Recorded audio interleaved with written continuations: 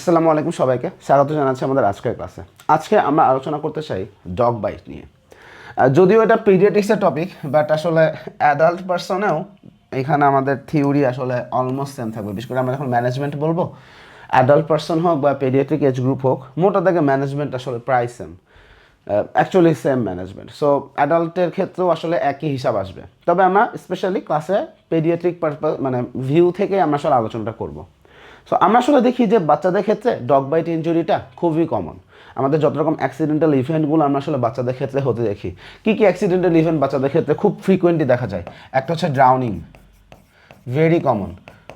মানে পেপার খুললেই প্রত্যেক মাসে অ্যাটলিস্ট 10টা থেকে 15টা নিউজ দেখা যায় যে বাচ্চা পুকুরে পড়ে মারা গেছে, খুবই কমন।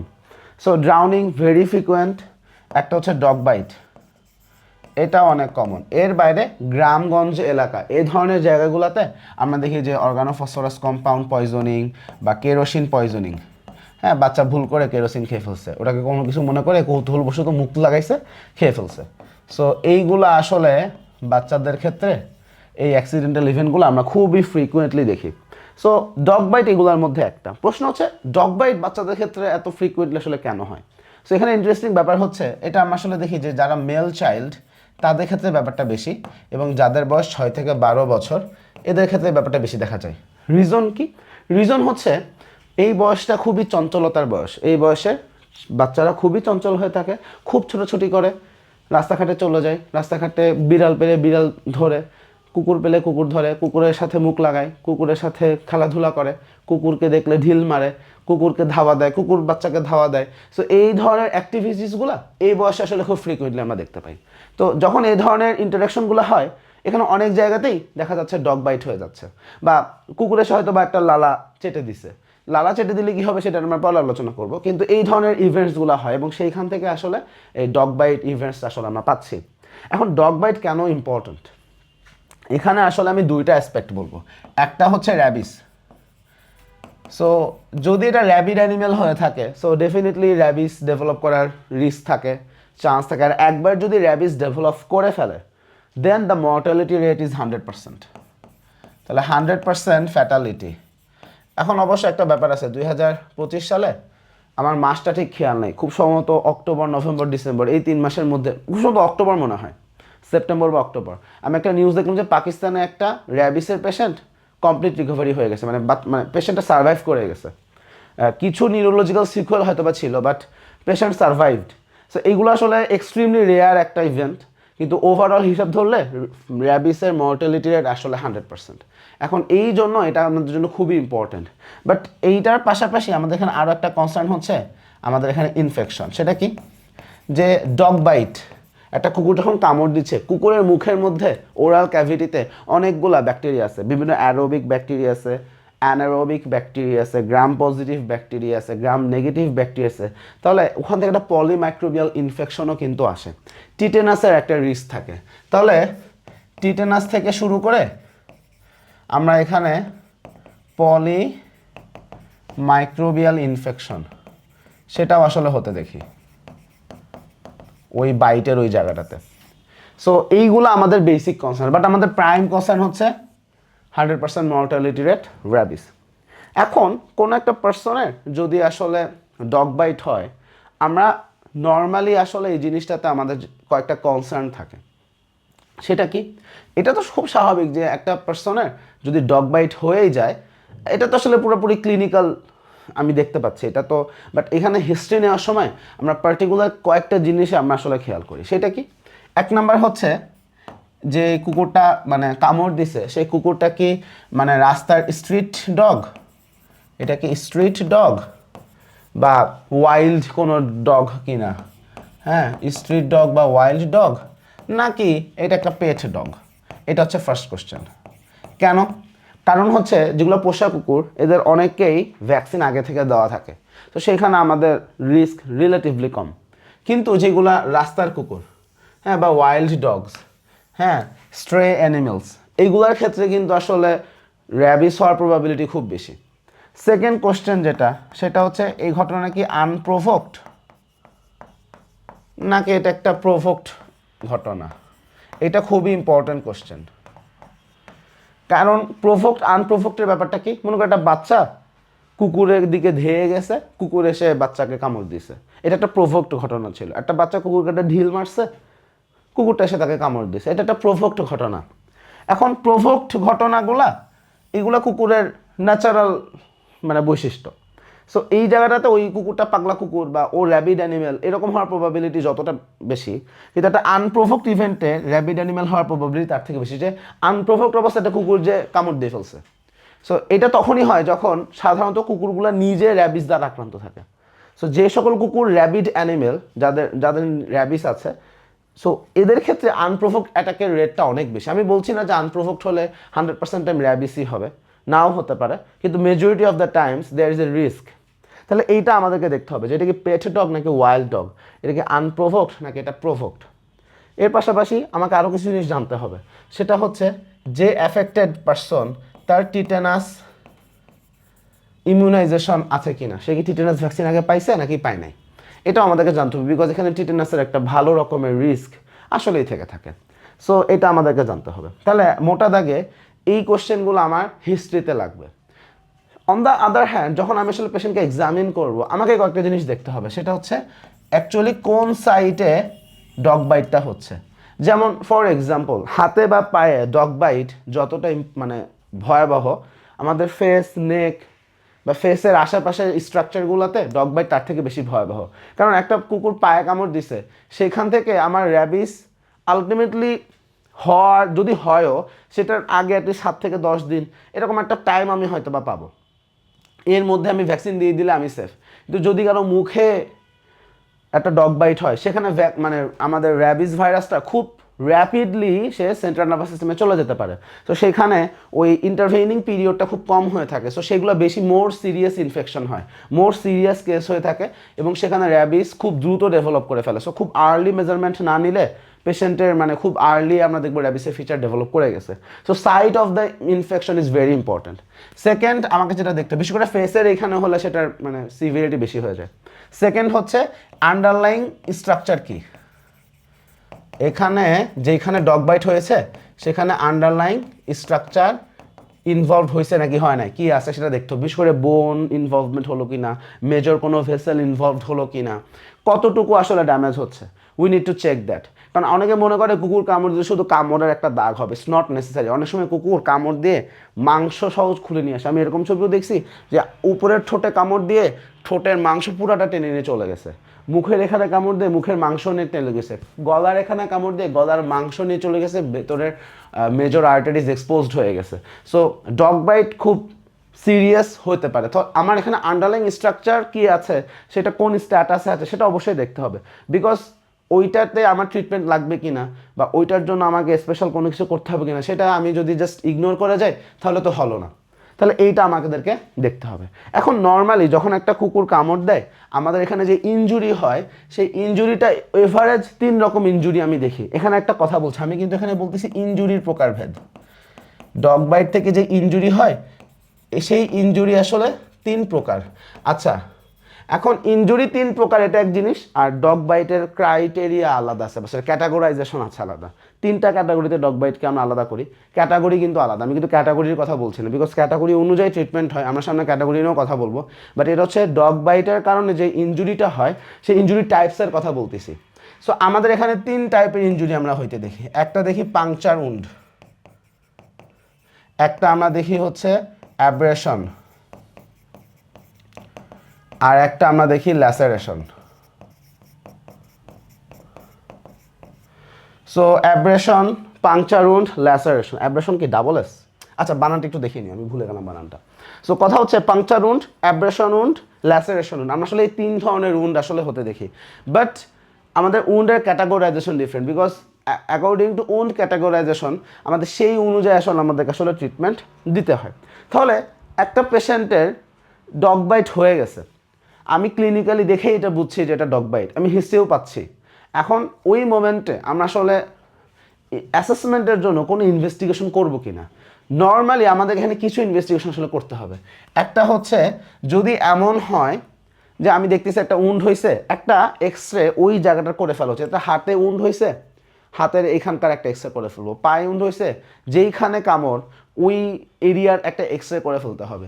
মুখের এখানে কামড় দিছে, তাহলে এটার একটা এক্স রে করে ফেলতে হবে। তাহলে সহজ কথা হচ্ছে আমি ডগ বাইট যেখানে হয়েছে সেই লোকেশনের একটা এক্স রে করে ফেলবো, ওই জায়গার একটা এক্স রে করে ফেলবো to see if the underlying structure are affected or not, যে বোনি ইনভলভমেন্ট হলো কিনা, বিকজ অ্যাকিউট অস্টিওমাইলাইটিস হওয়ার রিস্ক থেকে যায়, বিকজ পলিমাইক্রোবিয়াল ইনফেকশন যেহেতু। সো এটা আমার একটু চেক করে নেওয়া উচিত।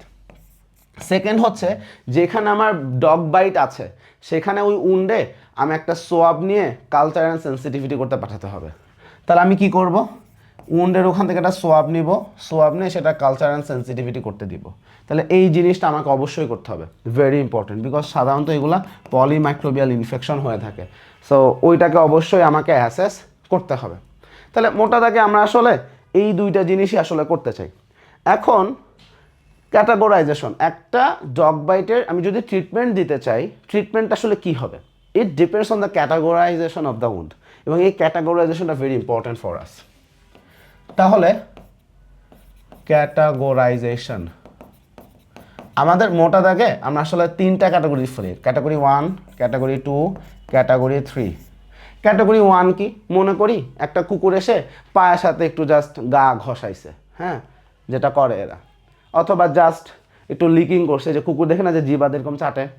সো মনে করি আমি এরকম দাঁড়ায় আছি, আমার গায়ে এসে কুকুর একটা একটু গাটা ঘষছে, অথবা পা একটু জিবাদে চেটে দিছে।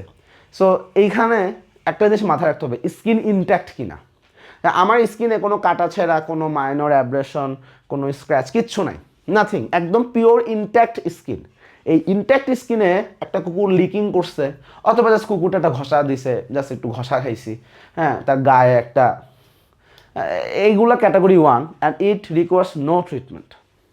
তাহলে ক্যাটাগরি 1 কি, যে একটা কুকুর এসে হচ্ছে এরকম লিকিং করছে কিন্তু স্কিনটা ইনট্যাক্ট, স্কিন ইনট্যাক্ট, বা জাস্ট একটা কন্ট্যাক্ট হয়েছে, হ্যাঁ, গায়ের সাথে গায়ে এসে ঘষা দিচ্ছে, এখানে ট্রিটমেন্টের কোনো দরকার নেই, go to home, go to home. হয়তো জায়গাটা সে একটু শেয়ার করে নিল, but otherwise go to home. এখানে এই কথাটা একটা ইম্পর্টেন্স রাখতে হবে, যে লিকিং স্কিন ইনট্যাক্ট। কারণ কি, কুকুর যদি জিবা দিয়ে চাটে সেখানে আরেক জায়গায় ট্রিটমেন্ট লাগবে, সেটা হচ্ছে ক্যাটাগরি 2 টাইপ অফ উন্ড যদি হয়ে থাকে। তাহলে ক্যাটাগরি 2 উন্ড কোনটা, মনে করি আমাদের এখানে কোনো একটা অ্যাব্রেশন হয়েছে, হ্যাঁ, বাট নো ব্লিডিং, অ্যাব্রেশন হয়েছে কিন্তু কোনো ব্লিডিং হয় নাই, অথবা কোনো একটা মাইনর একটা স্ক্র্যাচ হয়েছে, মাইনর একটা স্ক্র্যাচ হয়েছে, অথবা আমাদের স্কিন এখানে ব্রোকেন স্কিন, আমাদের একটা ব্রোকেন স্কিনে কুকুর এসে জিবাদে চেটে দিছে, লিকিং করছে। সো এইখানে এইগুলা হচ্ছে আমার দেখা যাচ্ছে গিয়ে এটাকে হচ্ছে ক্যাটাগরি 2। ক্যাটাগরি 2তে আমাকে ডেফিনেটলি আমাকে অ্যাপ্রোচ নিতে হবে। ক্যাটাগরি 2তে আমি কি করব, ক্যাটাগরি 2তে আমি পেশেন্টকে ভ্যাকসিন দিব। তাহলে আমি এখানে কি দিব, এটা ট্রিটমেন্ট হচ্ছে অ্যান্টি র্যাবিস যে ভ্যাকসিনগুলো আছে, আমাদের সেল কালচার ভ্যাকসিন হয় ইউজুয়ালি। তাহলে অ্যাব্রেশন উইথ নো ব্লিডিং বা মাইনর স্ক্র্যাচিং বা তারপর হচ্ছে ব্রোকেন স্কিন, সেখানে লিকিং করছে, এটা আসলে হয়ে গেল। থার্ড ক্যাটাগরি যেটা, সেটা হচ্ছে একটা মানে কমপ্লিট একটা বাইট হয়েছে, একটা ট্রান্সডার্মাল বাইট আছে, একটা ট্রান্সডার্মাল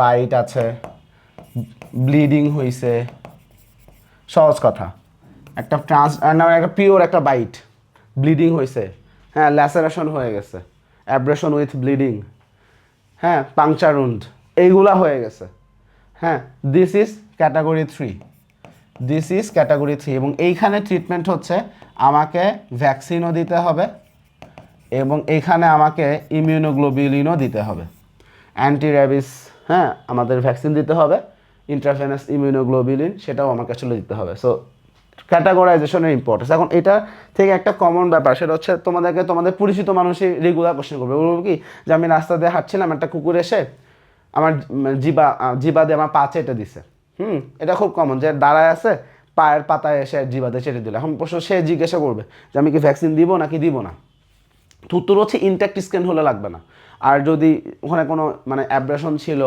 কোনো একটা কাট ইনজুরি ছিল, স্কিনটা ব্রোকেন স্কিন, তাহলে লাগবে। আচ্ছা, এখন ক্যাটাগরি 3 উন্ডের মধ্যে আরও একটা আলোচনা করা আসে, সেটা হচ্ছে ব্যাট।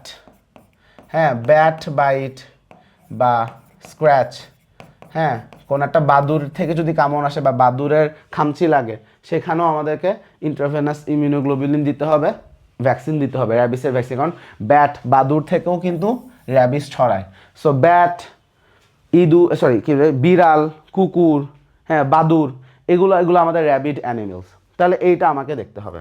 আচ্ছা, এখন আমাদের যখন আমরা অ্যাসেসমেন্ট করতেছি, সেখানে ওই কুকুরের ব্যাপারে আমাদের আরও কিছু ইনফরমেশন আমাদের একটু জানতে হবে। সেটা কি?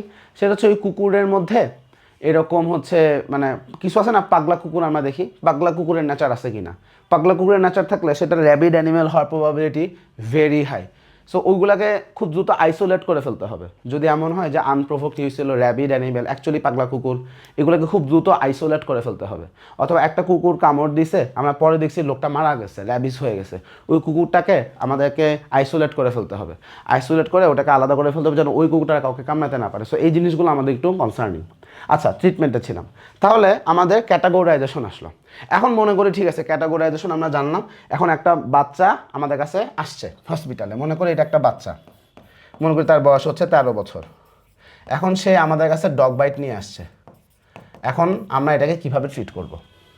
সো প্রথম কথা, ডেফিনেটলি পেশেন্ট যখন আমাদের কাছে আসবে, আমাদের প্রথম কাজ হচ্ছে তার যেই ইনজুরি, হ্যাঁ, এই ইনজুরিটা আগে প্রপারলি ওয়াশ করতে হবে। হ্যাঁ, প্রপারলি ওয়াশ করতে হবে, প্রপারলি ড্রেসিং করতে হবে। কারণ কি? কারণ হচ্ছে ওই জায়গাটাতে আমি যত দ্রুত ওয়াশ করব, আমার ব্যাকটেরিয়াল লোড কমে যাবে। ইনফ্যাক্ট খুব দ্রুত যদি জায়গাটা ওয়াশ করে ফেলা হয়, র্যাবিসের লোড, ভাইরাল লোড আসলে কমে যাওয়ার একটা প্রবাবিলিটি থাকে, বা মোরলেস এটা আসলে বেটার। সো আমরা ইনজুরি হলে খুব দ্রুত জায়গাটাকে ওয়াশ করে ফেলবো, খুব দ্রুত জায়গাটাকে সাবান দিয়ে ধুয়ে ফেলতে হবে। সো প্রথমে আমরা ইনজুরি এটাই করব। সেকেন্ড হচ্ছে আমাদেরকে আগে জানতে হবে যে পেশেন্টের ভ্যাকসিনেশনের হিস্ট্রি আছে কি না, টিটেনাস ভ্যাকসিনেশনের হিস্ট্রি আছে কিনা। এখন টিটেনাস ভ্যাকসিনেশনের হিস্ট্রি তার নাই, অথবা দেখা যাচ্ছে পেশেন্ট বলতে পারতেছে না। সো ওই জায়গাতে আমরা আসলে ভ্যাকসিন দিয়ে দিব। আমরা তাহলে কি করব? টিটেনাসের এগেনস্টে আমি ভ্যাকসিনও দিয়ে দিব, ইন্ট্রাভেনাস ইমিউনোগ্লোবুলিন পাওয়া যায় সেটাও দিয়ে দিব। হ্যাঁ, বাংলাদেশে ভ্যাক্সিটেট নামে পাওয়া যায়, ভ্যাক্সিটেট আইজি নামে পাওয়া যায়। So tetanus vaccine, intravenous immunoglobulin দিয়ে দিব। থার্ড যেটা, সেটা হচ্ছে এই পেশেন্টকে অ্যান্টিবায়োটিক দিতে হবে সেকেন্ডারি ইনফেকশনের জন্য। তাহলে সেকেন্ডারি ইনফেকশনের জন্য অ্যান্টিবায়োটিক, আবার পলিমাইক্রোবিয়াল উন্ড, সেখানে অ্যান্টিবায়োটিক। আমরা সাধারণত ডগ বাইটে এটা হচ্ছে কোঅ্যামোক্সিক্ল্যাভ মানে প্রিফার করি, কোঅ্যামোক্সিক্ল্যাভ। সো কোঅ্যামোক্সিক্ল্যাভ এখানে সাজেস্টেড। তাহলে আমরা ইনজুরি হলো, অ্যান্টিবায়োটিক দিলাম, টিটেনাস ভ্যাকসিন দিলাম, পরিষ্কার করলাম, এগুলো আমরা করছি। এখন হচ্ছে আমার প্রশ্ন হলো যে আমরা এখানে পেশেন্টকে ভ্যাকসিন দিব কি না, বা কোন ভ্যাকসিন দেবো। যে ক্যাটাগরি চলে আসবে, ক্যাটাগরি 2, ক্যাটাগরি 3, আমাদের ভ্যাকসিন দিতে হবে। ক্যাটাগরি 3 হলে ভ্যাকসিনও দিব, র্যাবিসের ভ্যাকসিন প্লাস ইন্ট্রাভেনাস ইমিউনোগ্লোবুলিনও দিতে হবে, তাই না? র্যাবিসের এগেনস্টে কাজ করবে এরকম ইন্ট্রাভেনাস ইমিউনোগ্লোবুলিন আমাকে দিতে হবে। তাহলে কথা হচ্ছে ভ্যাকসিনটা আমরা আসলে কীভাবে দিই। এখন ভ্যাকসিনের ক্ষেত্রে দুইটা আলাপ আসে, একটা হচ্ছে প্রি এক্সপোজার ভ্যাকসিন, একটা হলো প্রি এক্সপোজার ভ্যাকসিন, আর একটা হচ্ছে post exposure vaccine. Post exposure vaccine, এখন একটা কুকুর কামড় দিছে তারপরে ভ্যাকসিন দিচ্ছি, এটা কিন্তু পোস্ট এক্সপোজার ভ্যাকসিন হয়ে গেল বা পোস্ট এক্সপোজার ইমিউনাইজেশন হয়ে গেল। সো আমরা এটাও করব, বাট এটা নিয়ে আমি পরে কথা বলবো। আগে আমরা পোস্ট এক্সপোজার ভ্যাকসিন নিয়ে কথা বলি। একটা মানুষকে কুকুর কামড় দিছে, এবার আমাকে ভ্যাকসিন দিতে হবে। সো আমরা এখানে যে ভ্যাকসিনটা দিই, এই ভ্যাকসিনটা আসলে সেল কালচার থেকে পাওয়া ভ্যাকসিন। এটা আসলে সেল কালচার ভ্যাকসিন। আমাদের দুই রকম ভ্যাকসিন আসলে পাওয়া যায়। আমাদের হচ্ছে দুই রকম থাকে, একটা purified chicken embryo cell vaccine, purified chicken embryo cell vaccine. আবার আমাদের ভেরোসেল ভ্যাকসিনও আছে একটা, আমাদের vero cell vaccine, vero cell rabies vaccine আমাদের আছে। সো দুই রকম ভ্যাকসিন আসলে আছে, বাট আলটিমেটলি এটা হচ্ছে সেল কালচার ভ্যাকসিন। এখন এই ভ্যাকসিনটা নর্মালি আমরা যেটা করি 0.1 ml, এটা দিয়ে ইন্ট্রাডার্মালি, এটা স্টুডেন্টরা ভুল করে, ইন্ট্রাডার্মাল ভ্যাকসিন। ভুলটা কেন করে? Because of the location, vaccine দেওয়ার জায়গা কোনটা, যদি মানে পেশেন্টের বয়স 2 বছরের বেশি হয়, বয়স 2 বছরের বেশি, অ্যাডাল্ট পারসন, হ্যাঁ, মোটা দাগে সবাইকে আমরা over the deltoid muscle, deltoid মাসলের উপরে আসলে ওই জায়গাটাতে আমরা আসলে ভ্যাকসিন দিই, অ্যাটলিস্ট 2টা সাইট প্রিফারেবল। তাহলে ভ্যাকসিনটা দিচ্ছি over the deltoid muscle, but route হচ্ছে ইন্টারডার্মাল, আমি কিন্তু ইন্ট্রামাস্কুলার রুটে দিই না। এই ভ্যাকসিন আইএম রুটে দেওয়া হয় না, সাবকিউটেনিয়াস রুটে দেওয়া হয় না, এটা প্রিফারেবল রুট হচ্ছে ইন্টারডার্মাল রুট, ঠিক আছে? তাহলে আমরা ইন্টারডার্মাল রুটে আমরা আসলে ডেলটয়েড মাসলের উপরে ভ্যাকসিনটা দিব, 2টা সাইটে আমরা দিব।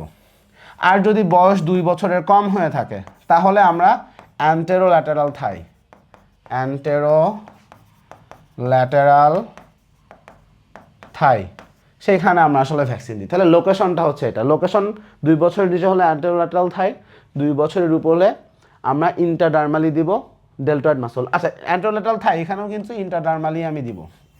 সো দেওয়ার নিয়ম ইন্টারডার্মাল 0.1 ml, বাট লোকেশনটা এখন পরীক্ষায় ভুল হয় কি, ওই যে মাসলের কথা মনে আছে আইএম বলে দেয়, কমপ্লিটলি রং, আইএম বলে দিলে সেখানে কিন্তু আসলে মার্কস চলে যাবে। আচ্ছা, এখন ভ্যাকসিনটা আমরা আসলে কতদিন দিব? সাধারণত পোস্ট এক্সপোজার ভ্যাকসিন হলো 4টা ডোজ, হ্যাঁ, একটা হচ্ছে ডে 0, মানে যেই দিন কুকুর কামড় দিছে সেই দিন, তারপর হচ্ছে ডে 3, ওই দিন থেকে হিসাব করে তৃতীয় দিন, হ্যাঁ, ওই দিন থেকে হিসাব করে ডে 7, ওই দিন থেকে হিসাব করে ডে 28, মানে যেই দিন কামড় দিছে সেদিন হচ্ছে ডে 0, এবার হিসাব করো day 0, day 1, day 2, day 3, day 3 দিন একটা দিবা, আবার 4, 5, 6, 7 দিন একটা দিবা, আবার 11, 12, এভাবে গুনতে গুনতে 28 দিন, ওইভাবে হিসাব করে ডেট ঠিক ফিক্স করে মোট 4টা ডোজ আমাকে দিতে হবে। এটা হচ্ছে পোস্ট এক্সপোজার প্রোফাইল্যাক্সিস। আর এর পাশে ক্যাটাগরি 3 উন্ড যদি হয়ে থাকে, যদি ক্যাটাগরি 3 উন্ড হয়ে থাকে সেখানে আমার ইমিউনোগ্লোবুলিন দিতে হবে, intravenous immunoglobulin. So intravenous immunoglobulin সেখানে আমরা নর্মালি আসলে বডি ওয়েট হিসাব করে দিয়ে থাকি, সাধারণত দেখা যাচ্ছে 10 ইন্টারন্যাশনাল ইউনিট পার কেজি, এই হিসাবে বডি ওয়েট ধরে আমরা আসলে ইন্ট্রাভেনাস ইমিউনোগ্লোবিউলিন আমরা এখানে পেশেন্টকে আসলে দিয়ে থাকি। তাহলে এইটা গেল হচ্ছে। এখন প্রি এক্সপোজার প্রোফাইল্যাক্সিস, কিছু কিছু পার্সনের ক্ষেত্রে প্রি এক্সপোজার প্রোফাইল্যাক্সিস আমরা সাজেস্ট করি, কারা? যারা হেলথ ওয়ার্কার, এগুলো নিয়ে কাজ করে, যারা কুকুর পোষে বা এই ধরনের কুকুর নিয়ে কাজ করে। সো যাদের এই এক্সপোজারের হিস্ট্রি আছে বা এক্সপোজারের রিস্ক আছে তাদের ক্ষেত্রে প্রি এক্সপোজার প্রোফাইল্যাক্সিসটা আসলে আমরা সাজেস্ট করে থাকি। প্রি এক্সপোজার প্রোফাইল্যাক্সিস এইটাতে আমরা কথা হচ্ছে যে সিঙ্গেল সাইট, হ্যাঁ, সিঙ্গেল সাইটে টোটাল 3টা ডোজ আমরা দিব, সেই ওই ডেলটয়েডের উপরেই দিব, হ্যাঁ, সিঙ্গেল সাইট 3টা ডোজ, সেই ইন্ট্রাডার্মালি দেওয়া হয়, এটাও আমরা ইন্ট্রাডার্মালি দিব 0.1 ml, হ্যাঁ, ডোজ এরকম করে আসলে দেওয়া হয়ে থাকে। সো 3টা ডোজ কবে কবে? যেদিন প্রথম ডোজ দিচ্ছি সেটা হচ্ছে ডে 0, তাহলে ডে 0 দিব, ডে 7 দিব, ডে 28 দিব। তাহলে পার্থক্য কি?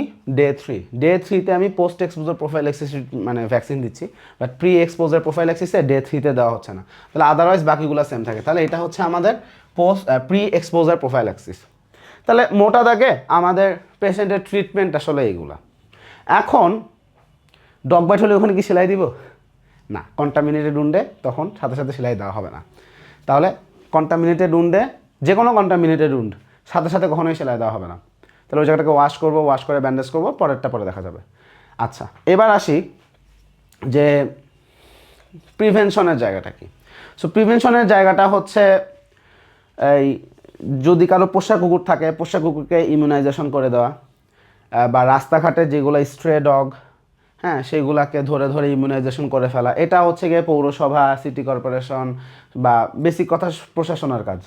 অ্যান্ড আরেকটা হচ্ছে যেগুলো র্যাবিড অ্যানিমেল, যারা কামড় দিছে এবং পেশেন্ট মারা গেছে, এর ধরনের হিস্ট্রি আছে, বা যেগুলো পাগলা কুকুর যেগুলো র্যাবিস বেশি ছড়ায়, ওদেরকে আইসোলেট করে ফেলা, এবং এমন একটা সিচুয়েশনে মানে এমনভাবে আইসোলেট করা তারা যেন আর কাউকে কামড়াইতে না পারে। তো ইউজুয়ালি বাংলাদেশে কি করা হয়, যে কুকুর কামড় দিলে মানুষ মারা যায়, মানুষ ওই কুকুরটাকে মেরে ফেলে।